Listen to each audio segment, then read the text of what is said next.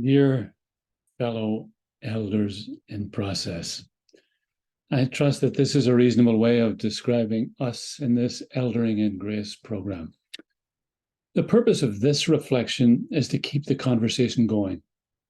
Sometimes I'll do this with a short reflection that will try to distill the previous gathering. Sometimes I may interview someone who is engaged in an aspect of eldering. Today it will be the first form, an attempt to distill what we're saying. So let me begin. First of all, an overall comment. I found this first conversation on eldering and grace to be startling, both in terms of the participation. We had over 70 participants, and content. We quickly touched into deep parts of ourselves and our world. Let me share some of the things that emerged for me. First of all, it became clear that eldering is not the same as getting older. As one of us put it, this is a different country altogether. W.B. Yeats, the Irish poet, highlights the distinction in a poem called Sailing to Byzantium, which is a kind of metaphor for eldering, as we have begun to describe it. He writes, "This is no country for old men, those dying generations at their song. For, as he explains, an aged man is but a paltry thing, a tattered coat upon a stick, unless soul clap its hands and sing, and louder sing." Elderhood is the awakening, the wisdom that happens when soul sings out. That's what I heard us say in many ways at our gathering. Words like, "Now I feel free from the world of productivity," and "I want nothing to do with an aging world that kills children," and "I refuse to identify with decline and death." Elderhood, we seem to be saying, is about life and living it differently. But I need to learn how to do this, live life differently. For there is no precedent in our culture for elder living. In fact, the voice of elderhood has been trivialized, even censored, some of us added. So the way forward for us has to be one of discovery. And this discovery, I would say, happens especially together. What we have to do then is to start to let go and allow the thread we spoke of to weave us together into a new tapestry that will make us stronger together, as well as wiser. I was reminded of a wonderful poem from Rumi that puts together a lot of what we shared. It's called "Say Yes Quickly." He writes, "Forget your life. Say God is great. Get up. You think you know what time it is? It's time to pray. You've carved so many little figurines, too many. Don't knock on any random door like a beggar. Reach your long hand out to another door beyond where you go on the street where everyone says, 'How are you?' and no one says, 'How aren't you?'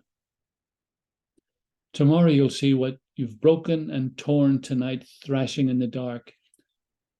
Inside you, there's an artist you don't know about. He's not interested in how things look different in moonlight. If you are here unfaithfully with us, you're causing terrible damage. But if you've opened your loving to God's love, you're helping people you don't know and have never seen. Is what I say true? Say yes quickly. If you know, if you've known it from before the beginning of the universe." The poet begins where we did in our conversation. Forget the old life of productivity and pressure, where we were part of the problem. But he goes further. If you are here unfaithfully with us, you're causing terrible damage. So we have to learn a new way. The way of God is how he puts it, but we could say the way of our own truth that we once knew, always knew, from before the beginning of the universe. And how do we do this? Where do we begin? Pray, Rumi says. It's time to pray.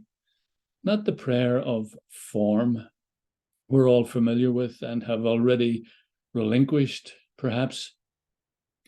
The little figurines, as he puts it. No, get up, he says. Pay attention. Don't waste your time with the next fad, any random door that litters our society and distracts us from real living. Now is the time to get out of your own way, your old habits, to reach out to another door beyond the street where you usually go, the street where everyone says, "How are you?" And no one says, "How aren't you?" Don't you love this? How true. In Ireland, where I come from, it is often an art form, this kind of non-interaction. Seamus Heaney, the poet from my part of the country, puts it like this: whatever you say nothing.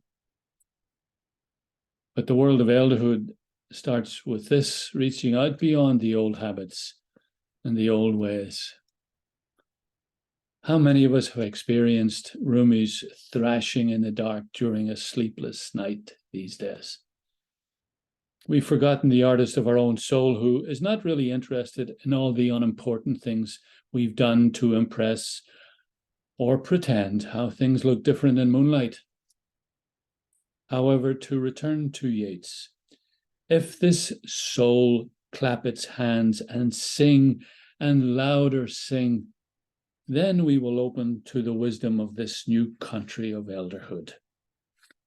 We will open our loving to God's love, to the world of our own deepest truth. In this new world, we will contribute in ways that people truly need, even people you don't know and have never seen. This then is the source of the wisdom we seek in order to find meaning for our own elder lives. For this too is the wisdom that we will be able to bring to a world that is longing for it. I love how Rumi finishes his poem. It's like we finished our conversation when we said, this eldering is about life and living with intention and joy. It is what we knew as children. It was clear to us in the special moments of our life. It is true now in a new way. Is what I say true? Say yes quickly. If you've known it from before the beginning of the universe. I look forward to our continuing conversation on eldering in grace. I hope you can join us on the first Monday of each month at 5 p.m. Eastern Standard Time. If you'd like to get on the mailing list, drop an email to Monica. Let me see if I can share the screen, or Kathleen. Monica at mhscolaministries@gmail.com, or Kathleen at kpdegnan@gmail.com. Thank you.